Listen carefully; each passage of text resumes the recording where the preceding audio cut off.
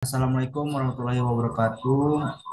Kami dari kelompok Aceh Utara, dari Serdang dan Serdang Bedege ingin mempresentasikan hasil kerja kelompok kami yang beranggotakan Abdul Malik, Nadia Hatami, Nurul Hajah, Rizky Gunawan, Sulijon Marenti tentang panen dan pasca panen melon.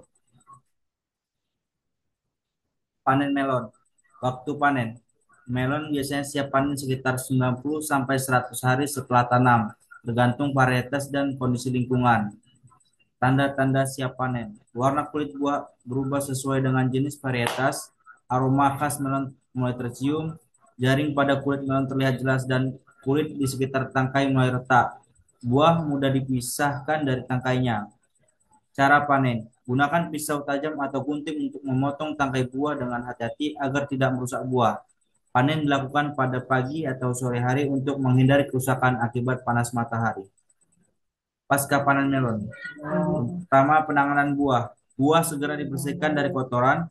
Sortasi dilakukan untuk memisahkan buah yang berkualitas baik dari yang cacat. Penyimpanan. Melon disimpan di tempat yang sejuk dan kering dengan suhu sekitar 10 sampai 15 derajat Celcius dan kelembaban 85 sampai 90%. Hindari tumpukan yang terlalu tinggi agar buah tidak rusak. Tiga, pengemasan dan pengangkutan. Gunakan kemasan yang baik seperti kotak karton yang diberi ventilasi. Pengangkutan dilakukan dengan hati-hati untuk menghindari kerusakan mekanis. Selanjutnya akan dilanjutkan oleh rekan saya. Bagus. Gara-gara ini aku. Baik, ini saya akan melanjutkan analisis usaha melon. Yang pertama, asumsi dasar.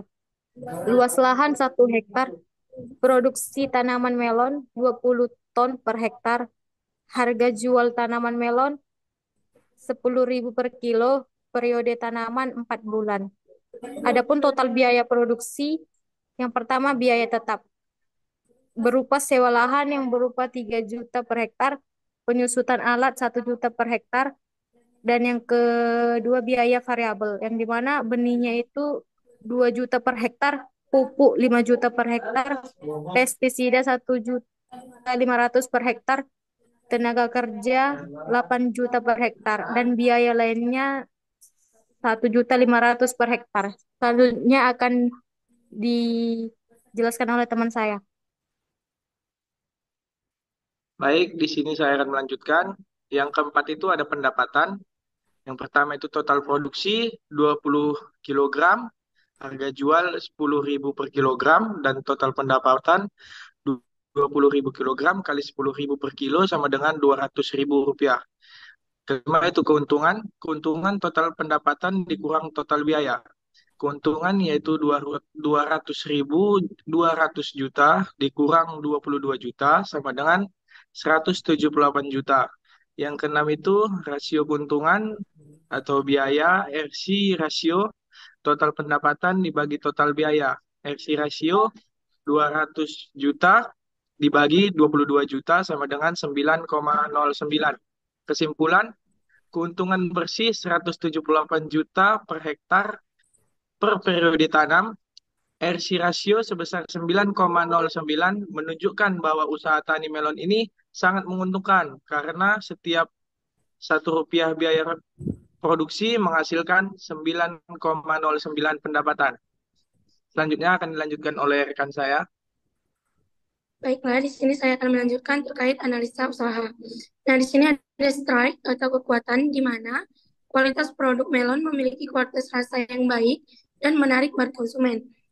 Produk produksi berkelanjutan, penggunaan praktik, pertanian organik atau ramah lingkungan. Kemampuan penyimpanan, melon memiliki umur simpan yang cukup baik jika dikelola dengan benar uh, dan perbaikan tanah. Kedua itu ada weakness atau kelemahan, yang dimana ketergantungan pada cuaca. Melon ini rentan terhadap perubahan cuaca ekstrim yang dapat mempengaruhi hasil panen.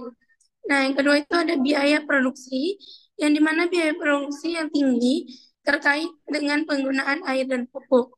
Dan selanjutnya ada pemasaran terbatas, yang dimana keterbatasan dalam jaringan pemasaran atau akses ke pasar yang lebih luas. Selanjutnya akan dilanjutkan oleh rekan saya.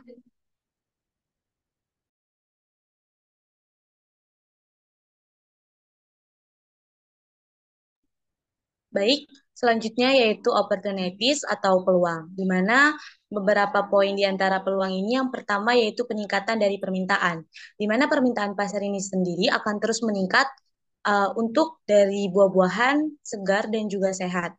Nah, yang selanjutnya yaitu ekspansi pasar, di mana peluang untuk memasok melon ke pasar regional atau ekspor. Yang ketiga yaitu teknologi pertanian, di mana pemanfaatan teknologi baru seperti irigasi tetes atau juga sensor tanah untuk meningkatkan efisiensi penggunaan air dan pupuk. Nah, selanjutnya yaitu threats, yaitu ancaman, di mana persaingan yang ketat mempengaruhi dari produk melon impor atau dari produsen lokal lainnya. Nah, selanjutnya yaitu perubahan iklim, di mana ancaman dari perubahan iklim yang dapat mempengaruhi dari masa tanam hingga kualitas hasil panen. Selanjutnya regulasi pemerintah, di mana perubahan regulasi yang dapat mempengaruhi subsidi dan juga peraturan di lingkungan. Baiklah, sekian dari presentasi kami. Kami ucapkan terima kasih.